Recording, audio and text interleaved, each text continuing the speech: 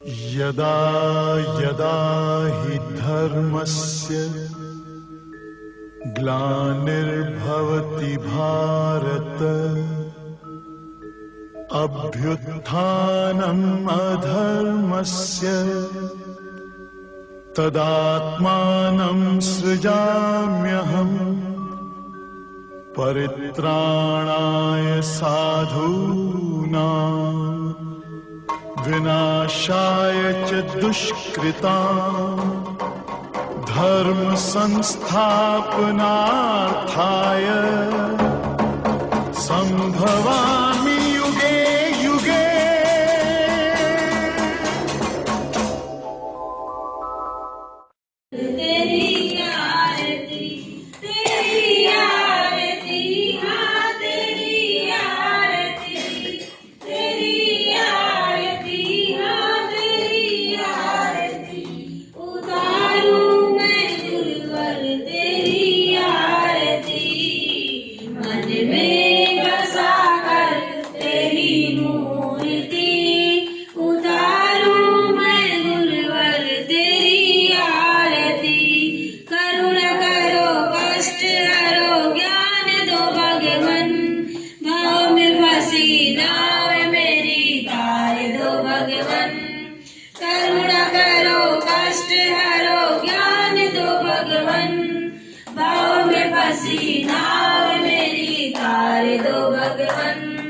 दर्द की दवा तो मेरे पास है, दर्द की दवा तो मेरे पास है।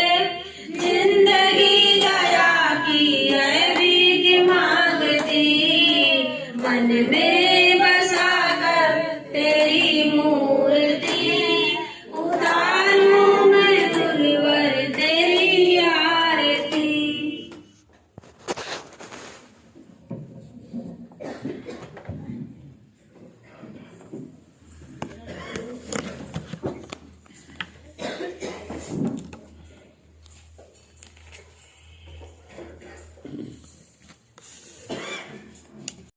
अपनी स्वार्थ निकाल लो और औरों को भी सुख देना बंद करो।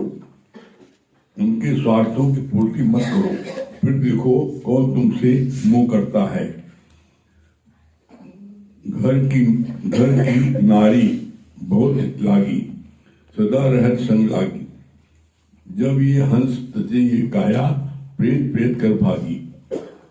कोई किसी का नहीं है ये याद रखो, तो मोह भी निवृत्त हो जाएगा। कल यहाँ तक पढ़ा गया था कैसे रहना है परिवार में, जगत में निर्मोही राजा की तरह।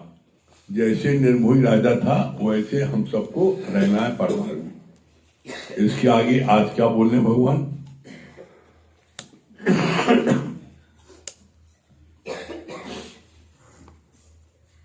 आज तीसरे प्रकरण का 7वां श्लोक है।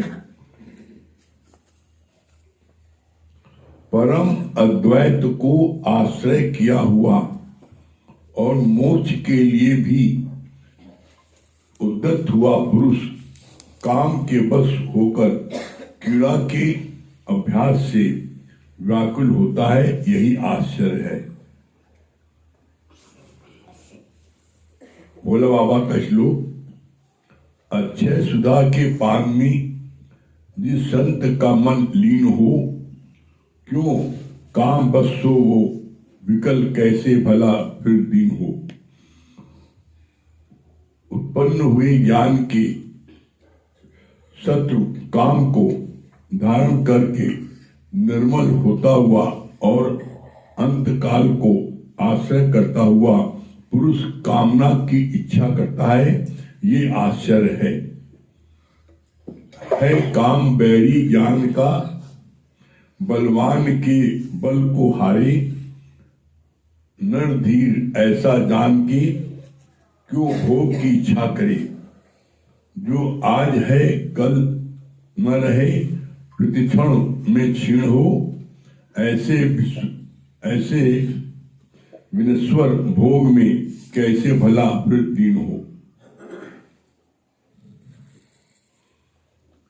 पहले हम लोगों को ये जांचना है कि हमारे अंदर इच्छा है या खत्म हो गई। इतना ज्ञान सुनने के बाद, अद्वैत में स्थित हो जाने के बाद फिर अगर कोई कामना के बस में हो जाए तो ये महान आश्चर्य की बात है। अगर मृत्यु हमारे निकट है और हमको अगर कोई लाख रुपए का चेक दे दे तो हमको अच्छा लगेगा? Question mark. मौत की तलवार अगर सिर पर टंगी जानते हो तो कभी मन विषयासक्त नहीं होगा। मौत की यादगिरी बनाती है मेहमान। योग वशिष्ठ में एक तस्वीर बनी है। एक अजगर के मुख में मेढक बैठा हुआ है, मच्छर पकड़ने की कोशिश कर रहा है। ऐसे ही जीव भी काल के मुख में है पर विषय वासना रूपी मच्छर पकड़ता रहता है। कितना अच्छा बोला यहाँ पर, बहुत अच्छा एक्सप्लेन किया भगवान ने। मनुष्य की गति कैसी है?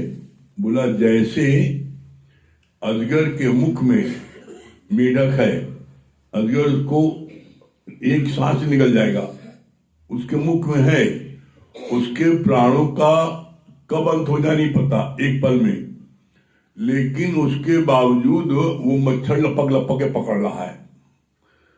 एकदम ठीक इसी प्रकार से मनुष्य की स्थिति है।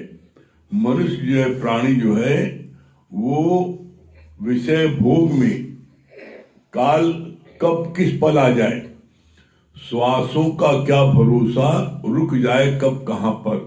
जो श्वास बाहर जाए, अंदर आने का क्या भरोसा? इतना भरोसा तो नहीं, जो श्वास बाहर गई आपकी अंदर आए इसका भरोसा नहीं। और उसके बाद भी व्यक्ति विषय भोग की तरफ लपक रहा है, भाग रहा है। देखो तुम किसी लड़कियों के स्कूल के पास जाके देखो, कैसा मच्छर से लौंडे घूमते रहते हैं, कैसे मंडराते रहते हैं, कैसे जान चली जाती है। तो बोला कैसे लोग जो है, उनके लिए आश्चर्य नहीं है। जो अज्ञानी है, उनके लिए आश्चर्य नहीं, वो भाग रहे हैं माया के लिए, विषय भोग में भाग रहे हैं, ठीक है, अज्ञानी है। लेकिन यहाँ आश्चर्य आश्चर्य आश्चर्य 3 बार आया।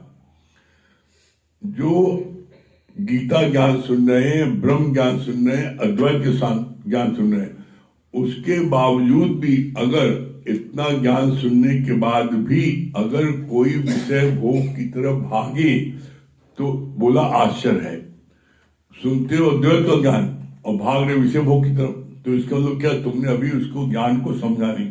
फिर बोला आश्चर्य है कि तुम रोज सुनते भी हो और ये भी जानते हो, गीता में भगवान कृष्ण ने बोला है सब मैं ही बना हूं, चींटी से लेके हाथी तक, राई से लेके पहाड़ तक, मैं अपनी विभूति का कहां तक वर्णन करूं, सब मैं ही बना हूं।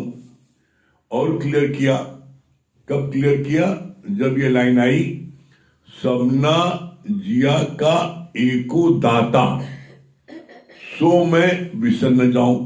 ये आया, गुरु जी लाइन काटिए, कहा नहीं ये लाइन गलत है, सही लाइन क्या है? सबना जिया का एको धाता, सो मैं विसर न जाऊं। दाता और धाता में फर्क है। दाता मीन्स सारे जीवों को पालने वाला एक दाता, एक मालिक है। तो मालिक एक हो गया और पालने वाले अलग हो गए, इतने हो गए अलग अलग, 2 हो गए ना, एक पालने वाला एक पालने वाला। और सबना जिया का एको धाता मतलब सारे जीवों को धारण करने वाला मैं हूं।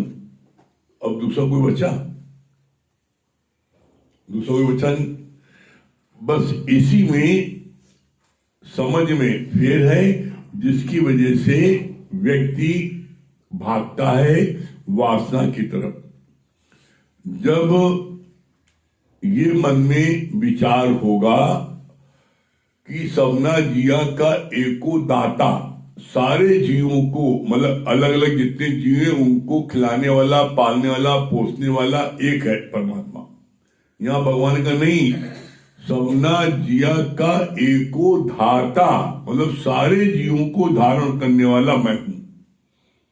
इसीलिए अर्जुन को भगवान कृष्ण ने क्या बोला, सब तरफ से ध्यान हटा करके मेरे में ध्यान रख, ये बोला। तो यहां पर बोला आश्चर्य किस बात का है, आश्चर्य इस बात का है कि ब्रह्म ज्ञान रोज सुनते हो, ब्रह्म ज्ञान जाके बताते हो, और उसके बाद भी तुम विषय विकार में गिरते हो, ये आश्चर्य है। मतलब जैसे तुमने अपने ही हाथ को अपने गाल में लगाया, अपने छाती में लगाया, जान कहीं भी लगाया, तो तुम्हें किसी भी प्रकार का कोई रिएक्शन होता है, कोई सेंसेशन होता नहीं होता है। जब तुम महसूस करते हो ये गाल लड़की का है, ये छाती लड़की की है, तो तुम्हें सेंसेशन होता है, मतलब दूसरा आ गया। और जब दूसरा आ गया, यही नरक है। जहां तुमने दूसरा देखा, बोला अदर इज हेल, हेल माने नरक। जहां तुमने दूसरा देखा तो नरक की तुमको यात्रा महसूस हो जाएगी, तुम प्राप्त करने की कोशिश करोगे, मिलेगी नहीं, दुखी होगे, डिप्रेशन में आओगे, सुसाइड करोगे। आज कितने केसेस हैं, आज कितने लाखों केसेस ऐसे हैं जो कि प्यार मोहब्बत करती है, सफलता नहीं मिलती है, सुसाइड कर लेते हैं या मार देते हैं। क्यों? अज्ञानता के कारण। यहां पर अष्टावक्र गीता में भगवान ने बोला कि आश्चर्य उसके लिए है जो ज्ञान को सुने भी, ज्ञान को सुने और ज्ञान में स्थित भी हो जाए, समझ भी जाए कि एक ही ब्रह्म है, वो मैं हूं, उसके बाद भी वो विषय विकार की तरफ भागे और उसमें गिरे, उसके लिए आश्चर्य है। बड़ा आश्चर्य है कि तुम कैसे, इसके मतलब ये कि तुमने अभी ज्ञान को समझा ही नहीं है। जिस दिन तुम ज्ञान को समझ लोगे उस दिन तुम्हारी विषयों से क्या है, विषयों से टोटल उपरांत आ जाएगी। कैसे? बोला एक होता है सेल्फ रिनंसिएशन और एक होता है जबरदस्ती, जोर जबरदस्ती का छोड़ना। जोर जबरदस्ती का छोड़ना जो होता है वो गलत है, उसमें बीमारी पैदा हो जाएगी। अगर किसी चीज को, विषय को, किसी चीज को आपने जोर जबरदस्ती से छोड़ा, करने की इच्छा नहीं किया, तो फिर उसमें आपको बीमारी पैदा हो जाएगी। बोला एकमात्र सिर्फ ये गीता ज्ञान सुनने पर, ब्रह्म ज्ञान सुनने पर तुम्हारे अंदर से तुम्हारे अंदर से क्या होगा, अच्छा हो जाएगी। अंदर से तुमको इन सब चीजों से विरक्ति आ जाएगी, तुम्हारी स्वयं इच्छा नहीं होगी। ये सबसे बड़ी उपलब्धि है। इस ब्रह्म ज्ञान को नित्य सुनने पर सबसे बड़ी उपलब्धि है, यहां पर सहज में त्याग हो जाता है। त्याग करना नहीं पड़ता। कब त्याग हो जाता है खुद ही नहीं पता लगता। अरे आप अपने जीवन में देख लो, अपने जीवन में प्रैक्टिकल देख लो कि जो व्यक्ति विषय विकार में पहले वो रोज गिरता था, हफ्ते में गिरता था, महीने में गिरता था, साल में गिरता था, अब वो जिसकी जो फ्रीक्वेंसी है, क्या किसी की आज वही है? सबकी चेंज हो गई। हो सकता है कि अभी टोटल तुमने उस पर सफलता प्राप्त न की हो, लेकिन जैसे तुमने इतना गैप होने लगा, अब अंदर से इच्छा नहीं होती है। यही ज्ञान सुनते सुनते एक दिन तुम्हारे को उससे विरक्त हो जाएगी, और वो होता है परमानेंट। उसमें कोई बीमारी नहीं होती है। क्यों? अगर जैसे किसी ने बोला गुरु जी से खड़े होकर के, गुरु जी ये तो सेक्स तो नेचुरल है, शादी ब्याह तो नेचुरल है, इसमें गिरना, इसमें कुछ गिरने वाली बात है। तो बोला अगर ऐसा है तो काहे बोले जाते हैं ब्रह्मचर्य जीवन है। अगर नेचुरल है तो नेचुरल तो इसमें बिना इसके कोई नहीं रह सकता, तो ब्रह्मचर्य जीवन क्यों बोला जाता है? और ब्रह्मचर्य जो है, जो जीवन जिसका होता है वो एकदम टोटल निरोग रहता है। जो विषय विकार में गिरता है बीमार वो होता है, विष्ट बीमारी उसको पैदा होती है, तो नेचुरल नहीं है। ये तुम्हारे मन में क्यों बोला 84 लाख योनियां जो होती हैं उसको बोलते हैं भोगवान योनि। और 84 लाख योनियों में तुमने क्या किया? 3 काम किया सिर्फ 84 लाख योनियों में, खाना पीना भोगना। और आज मनुष्य जन्म मिलने के बाद भी तुम यही काम कर रहे हो, खाना पीना भोगना। तो बोला अगर यही काम कर रहे हो तो तुम्हारे और पशु में क्या फर्क है? खाना पीना भोगना 3 का पशु समान। अगर तुम भी खा रहे हो पी रहे हो भोग विलास गिर रहे हो तो तुम्हारे और पशु में क्या फर्क है? पशु भी यही करता है। तो तुम मनुष्य जीवन तुमने पाया है, तो तुम्हारे और पशु में अंतर क्या है? यही अंतर है कि तुमको परमात्मा ने विवेक दिया है, और जो विवेक दिया है तो विवेक पाने से तुम इसमें गिरने से चाहो तो बच सकते हो। जानवर नहीं बच सकते हैं। जानवर क्यों भगवान योनि है। तुम्हारी योनि जो है कैसी है? तुमको बड़े भाग्य से तुमको मनुष्य तन मिला है। क्यों मिला है मनुष्य तन मिला है? तुमको मौका मिला है क्या? किस बात का? कि तुम परमात्मा से मिलके खो जाओ। बाकी किसी जन्म में ऐसा मौका नहीं मिलेगा कि तुम परमात्मा से मिलके खो जाओ, किसी जन्म में नहीं मिलेगा। एकमात्र मनुष्य योनि में यदि मनुष्य चाहे तो वो परमात्मा से मिलके खो सकता है। लेकिन परमात्मा से कब मिल सकते हो? कब मिल सकते हो? जब परमात्मा के लक्षण तुम्हारे अंदर आ जाए। परमात्मा के लक्षण क्या है?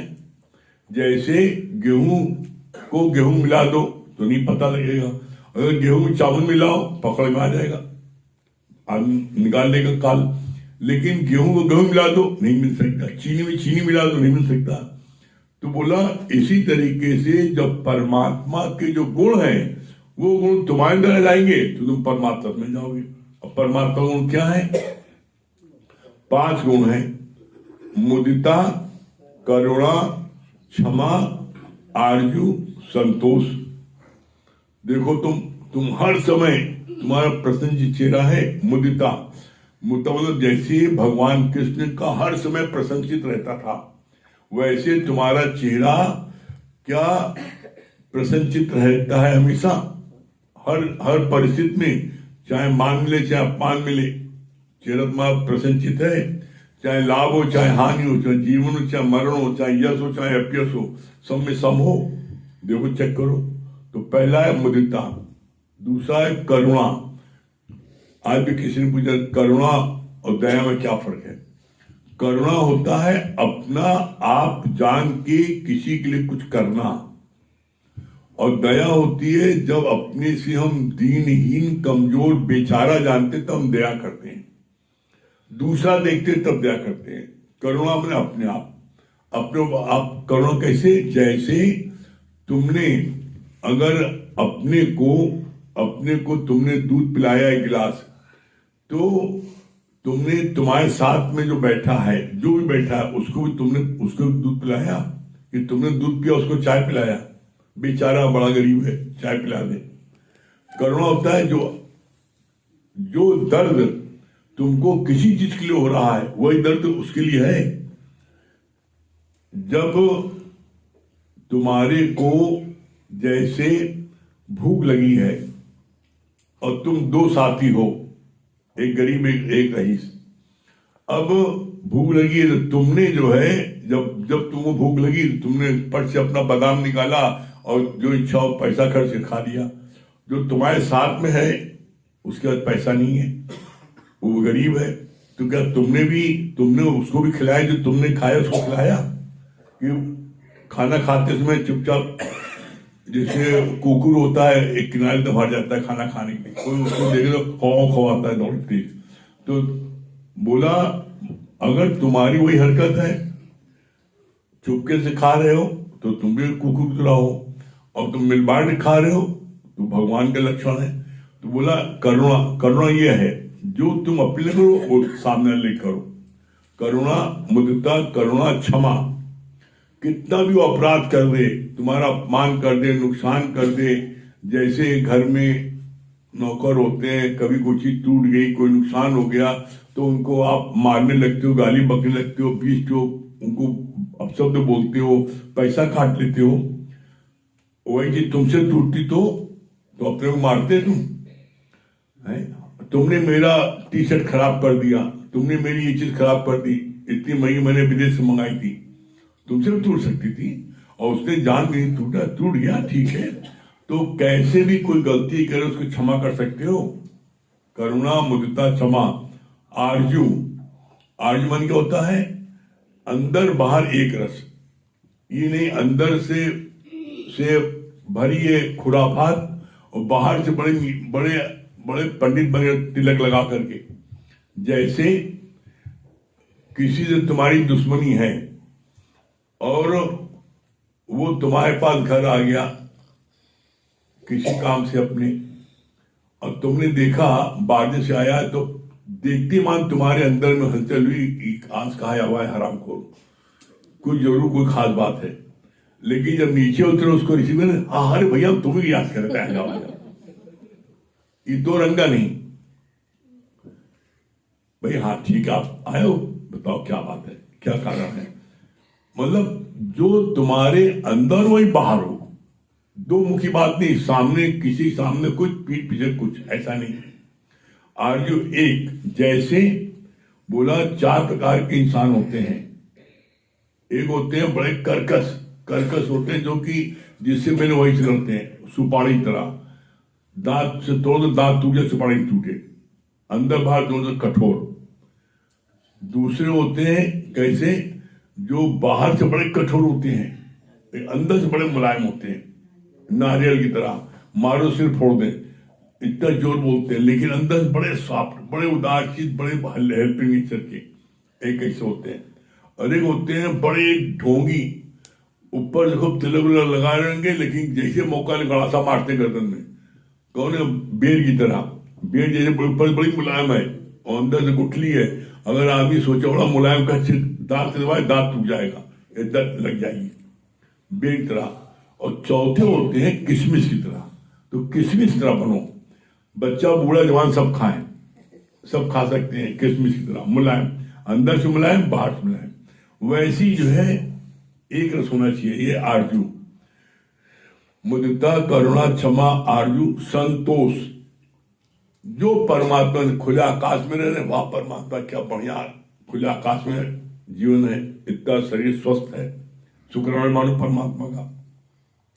जो धन दौलत दे रखा है, जो मकान दे रखा है, कोठी दे रखी है, जो साधन दे रखा है, जो इनकम दे रखा है, जो कुछ भी परमात्मा ने तुम्हारे शरीर की प्रारब्ध के अनुसार जो दे रखा है, उसमें फुल सेटिस्फेक्शन, जितना भगवान ने दिया बहुत है, ऐसा संतोष है। ये जब पांचों चीजें तुम्हारे में आ जाएंगी तो परमात्मा मिलकर खो जाओगे। तुम चाहो कि मेरे अंदर गुण ना है, परमात्मा से मिल जाओ, संभव नहीं है।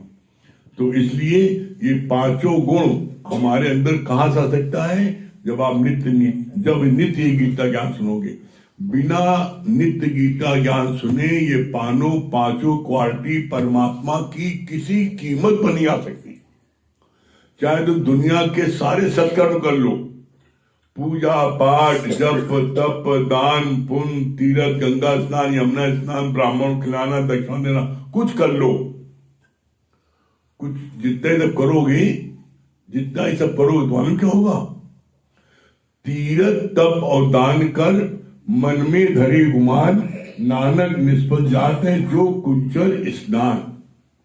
कुंचल माने हाथी, जैसे हाथी नदी में नहाने के बाद में मट्टी में लोट-पोट करता है तो मट्टी उसकी ओर चपक जाती है। उसी तरीके से जो भी तीर्थ तप दान पुण्य करते हैं, पूजा पाठ करते हैं, बड़े अहंकारी होते हैं। मैं चार्जेस, मैं तो नहीं गई, और जब तक तुम्हारी मैं नहीं गई तब तक परमात्मा प्रकट नहीं हो सकता है। इसलिए होगा मैं नहीं, सब कुछ प्रभु तेरा दिया, तेरा तुझको अर्थ दिया, क्या लागे मेरा। जब मन में ये भावना होगी तब तुम परमात्मा से मिलके हो सकते हो।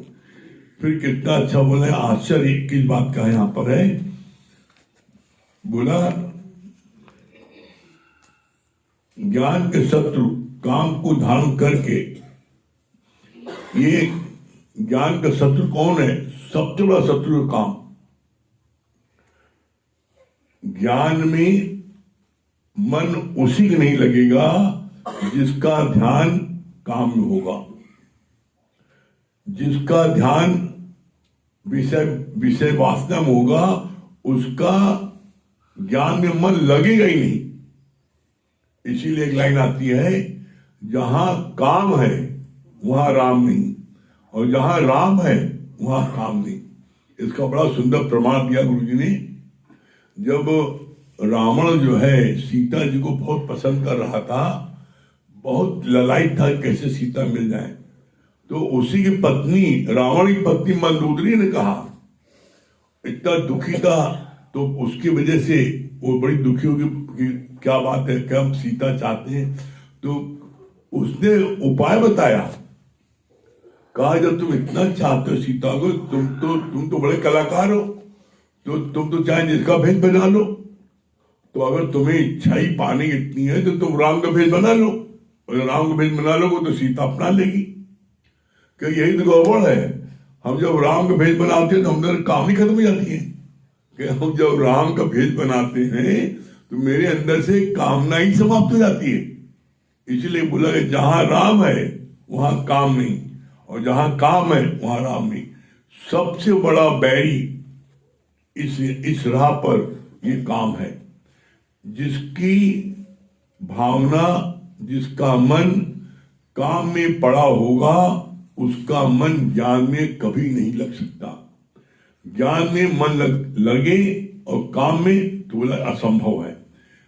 ज्ञान में मन लगाते जाओ, एक दिन काम की जगह भगवान तुम्हारे प्रकट हो जाएगा।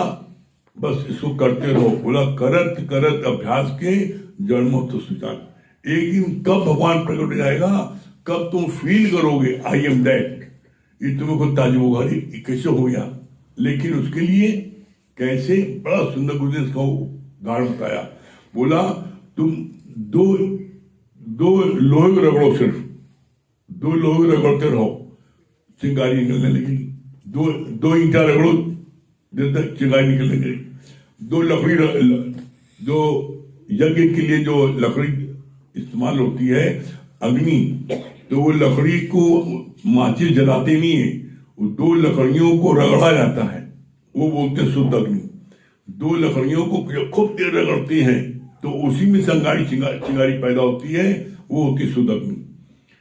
तो इसी तरीके से जब तुम ज्ञान को रगड़ोगे तो इसमें से तुम्हारा जो है परमात्मा प्रकट होगा। जो आता है भगवान को प्रकट करने के दो साधन तो बताए हैं। पहला साधन क्या बोला? श्रवण मनन निध्यासन, यही है श्रवण मनन यही है कि ज्ञान को खूब रगड़ो। ये गुरु ने बोला है, मेरे जिद में लगा नहीं लगा, खूब रगड़ो। जब रगड़ोगे तो निध्यासन, मतलब तुम्हारे अंदर से परमात्मा प्रकट हो जाएगा। एक तरीका ये है, और दूसरा तरीका कौन सा बताया गया? सुनत कहत रहत गति पाए। जो तुमने सुना है जाकर किसी को सुनाओ, जरूरतमंद को, जो अस्पताल में भर्ती है, जो घर में है नहीं निकल पा रहा है बीमारी कारण, उसको सुनाओ। जो जरूरतमंद है सुनने के लिए, उसको सुनाओगे, तुम्हारा ये जो है परमात्मा तुम्हारे अंदर से उसी तरीके से प्रकट हो जाएगा जैसे दूध में से मक्खन प्रकट होता है। आप देखो, कोशिश करो, निश्चित आपके अंदर से परमात्मा प्रकट होगा। आप इसीलिए एक बात बहुत अच्छी बोली भगवान कृष्ण ने गीता में, तुम अपने कर्म करो, बस कर्म करो, फल की इच्छा नहीं करो, कर्म करो, कर्म प्रधान विश्व कर रखा, तुम अपने कर्म करते जाओ, बस कर्म करोगे परमात्मा तुमको फल देगा। लेकिन तुम कर्म करो ही नहीं इस डर से अरे पता नहीं मिले ना मिले, तो नहीं, तुम कर्म करते रहो, कर्म करते रहोगे, सफलता एक दिन निश्चित तुम्हारे कदम को चूमेगी। और फिर घूम फिर की बात आ गई, नित्य का सत्संग लेते रहोगे, तो नित्य का सत्संग लोगे? हाथ उठा, आवाज नहीं आई है। हाँ, ये वेरी गुड। सभी प्रेमियों को हरिओम, राम राम। देखिए, पहले तो मेरा सभी से एक प्रश्न है। देखिए, जिस प्रकार भगवान श्री राम शबरी माता की कुटिया में गए और कैसे उनके भाग्य खुल गए, ठीक उसी प्रकार से कौन कौन यहाँ पर चाहता है कि मेरे घर भी श्री राम आए और मेरे भी झोपड़ी के भाग खुल जाए और मेरी किस्मत भी खुल जाए। किस किस को पूर्ण विश्वास है कि मेरे प्रभु श्री राम मेरे घर आएंगे? पूर्ण विश्वास है, हाथ उठाइए। अगर विश्वास है तो दोनों हाथों को ऊपर करके इस भजन को हृदय से गाइएगा। आज सुबह से मेरा इस भजन को गाने की बहुत इच्छा थी, इसीलिए सभी लोग दोनों हाथों को ऊपर करके ही हृदय से प्लीज इस भजन को गाइएगा। मेरी झोपड़ी की भाग्य आज खुल जाएंगे, राम आएंगे। और मेरी झोपड़ी की भाग्य आज खुल जाएंगे, राम आएंगे। ओ राम आएंगे, आएंगे, राम आएंगे। ओ राम आएंगे, आएंगे, राम आएंगे। मेरी झोपड़ी के भाग्य आज खुल जाएंगे, राम आएंगे। और मेरी झोपड़ी के भाग्य आज खुल जाएंगे, राम आएंगे। ओ राम आएंगे, आएंगे, राम आएंगे। ओ राम आएंगे, आएंगे, राम आएंगे। और मेरी झोपड़ी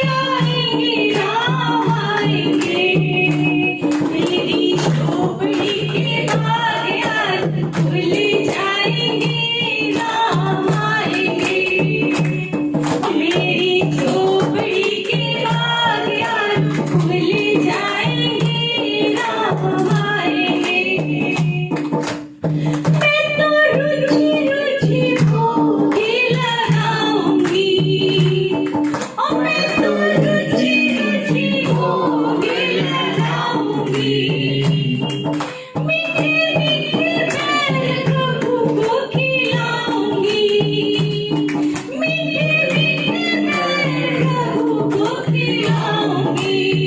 राम कृपा से ही भाग मेरे खुल जाएंगे, राम आएंगे। राम कृपा से ही भाग मेरे खुल जाएंगे, राम आएंगे। राम आएंगे, आएंगे, राम आएंगे। राम आएंगे, आएंगे, राम आएंगे। मेरी झोपड़ी के बाग आज खुल जाएंगे, राम आएंगे। मेरी झोपड़ी के बाग आज खुल जाएंगे, राम आएंगे। मेरा जन्म सफल हो जाएगा, मेरा जन्म सफल हो जाएगा। तन झूमेगा और मन गीत गाएगा, तन झूमेगा और मन गीत गाएगा। सिया राम मेरी किस्मत चमकाएंगे, राम आएंगे। सिया राम मेरी किस्मत चमकाएंगे, राम आएंगे। राम आएंगे, आएंगे, राम आएंगे। राम आएंगे, आएंगे, राम आएंगे। मेरी झोपड़ी के बाग आज खुल जाएंगे, राम आएंगे। मेरी झोपड़ी के बाग आज खुल जाएंगे, राम आएंगे। राम आएंगे, आएंगे, राम आएंगे। राम आएंगे, आएंगे, राम आएंगे। मेरी झोपड़ी के बाग आज खुल जाएंगे, राम आएंगे। मेरी झोपड़ी के बाग आज खुल जाएंगे, राम आएंगे। राम आएंगे, आएंगे, राम आएंगे। राम आएंगे, आएंगे, राम आएंगे।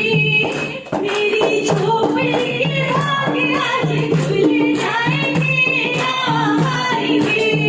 मेरी झोपड़ी के बाग आज खुल जाएंगे, राम आएंगे। राम आएंगे, आएंगे, राम आएंगे। राम आएंगे, आएंगे, राम आएंगे। मेरी झोपड़ी के बाग आज खुल जाएंगे, राम आएंगे। हाँ, कौन बता रहा है क्या पॉइंट्स के अच्छा लगा किसको? हाँ, सीमा जी को दो। हरिओम गुरु जी, जैसे आपने बोला आश्चर्य है, आश्चर्य है, आश्चर्य। इस ज्ञान में आने के बाद भी हम भोग विलास में रहे तो आश्चर्य है।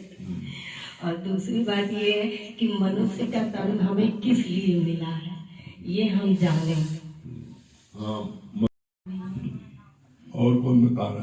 ये परमात्मा ने हमें मनुष्य का तन इसलिए दिया है कि हम उससे परमात्मा से मिल सकें, और उसके लिए वो पांचों गुण हमारे अंदर अगर होंगे, मुदिता, क्षमा, मुदिता, क्षमा, करुणा, आरजू, संतोष, जब ये पांचों गुण होंगे तो हम परमात्मा से मिलके नित्य का सत्संग लेते जाए, अपने अच्छे कर्म करते जाए। सामने बैठा करो। क्या बता रहे भाई? सत्य भाई, बनना है तो हमें रोज नित्य का सत्संग लेना अरे चाहिए। वेरी जड़ना तो हुए सुजनता, हम लोग अभ्यास करते रहेंगे तो कभी अपने पद से हट नहीं पाएंगे, एक दिन जरूर मंजिल को प्राप्त करेंगे। संजय, ये एक अच्छे इंसान बनने के लिए बहुत है। जैसे आप बताते हैं ना कि मन न मन तो है भगवान, तो भगवान के स्तर तक तो भी नहीं पहुंचे, लेकिन कम से कम एक अच्छे इंसान तो भी बन सकते हैं। एक अच्छे इंसान के भी जो सबसे ज्यादा जरूरत है, अभी अच्छे के इंसान बन जाएंगे तो अपने आप हमारे अंदर वो भगवान का रूप गुण आ जाता है। क्योंकि जब तक सत्संग के दायरे में बैठे रहते हैं, हम अपने आप को तो मानते हैं कि हम भगवान हैं, एक अच्छे इंसान, लेकिन जैसे सत्संग के दायरे से बाहर जाते हैं फिर हमारे अंदर वही विचारधाराएं चलती है। फिर वो लगता है कि अभी इससे अच्छा तो हम सत्संग के दायरे में बैठे, वहीं पर बैठे रहे, क्योंकि बाहर निकलते ही सारे गुण अवगुण वो फिर अपने आप आ जाते हैं। सत्संग के दायरे में तुम नहीं बैठ सकते। चुप कहे संसार साधु, चुप कहे संसारा, क्या कहूँ कुछ कह न सकत हूँ, क्या कहूँ कुछ कह न सकत हूँ, अद्भुत है निराला साधु, चुप कहे संसारा। बल्कि मनीष भैया वहां भी गया था, जो है कल्याणी देवी पास, जो है मीरापुर। कल उस दिन मुझे लगा नहीं, और इतनी ठंड भी थी, मैं स्कूटी से 11 बजे घर पहुंचा हूँ रात को। मुझे उस दिन फील भी जरा से नहीं हुआ कि मैं इतनी दूर आज घूम कर आया, इतनी ठंड में भी, और रास्ते भर में भजन गुनगुनाते गया, मुझे ठंड जरा से भी टच नहीं हुआ, कोई थकान भी नहीं लगी, थकान भी नहीं महसूस हुआ। ये अनुभव है, तो ये ज्ञान का सबसे बड़ा प्रभाव है। नीतू सिन्हा जय। गुरु जी बहुत अच्छा आपने बताया कि मैं नहीं, मेरा नहीं, सब कुछ है प्रभु का, और कर्म किए जाओ, फल की इच्छा मत करो। हरिओम गुरु जी। हाँ, आरती मंडल। हरिओम गुरु जी, हरिओम आंटी जी। अमन भैया क्या बता रहे हैं? जी गुरु जी, मुझे ये बात बहुत अच्छी लगी कि सच बात है, परमात्मा के 6 गुण हैं, मुदिता, करुणा, क्षमा, आरजू, संतोष, और ये हमें तभी मिल पाएगा जब हम इसका सत्संग लेंगे। ये बात बहुत अच्छी लगी गुरु जी। हाँ, बिट्टू रानी क्या बता रही है? जी गुरु जी, ये बात बहुत अच्छी लगी ना कि जब हम नित्य का सत्संग सुनेंगे तो हमारे धीरे धीरे विकार खत्म होते चले जाएंगे। ये बात बहुत अच्छी लगी गुरु जी। हाँ, डॉक्टर शांति। हरिओम, क्या बता रही है डॉक्टर शांति, दिल्ली?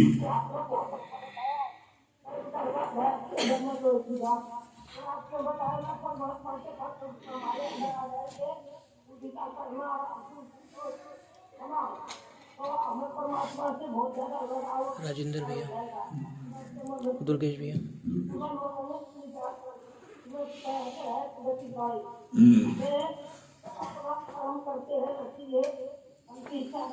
हाँ, दुर्गेश भैया, दिल्ली। बस सबने बताइए, दुर्गेश भैया क्या बताइए?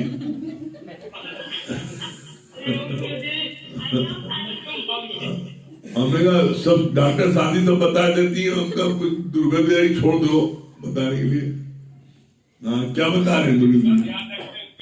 कोटि शुक्राना गुरु जी आपका। बहुत अच्छी बात बताई आपने। जहाँ दूसरा देखेंगे वही नरक है। ये बात बहुत अच्छी लगी गुरु जी। दूसरा देखना ही नरक। पूजा जी क्या बता रही है? गुरु जी, ये बात बहुत अच्छी लगी ना कि जहाँ काम है वहाँ राम नहीं, और जहाँ राम है वहाँ काम नहीं। लवली जी, लवली जी। हाँ, लवली चौरसिया, विंध्याचल।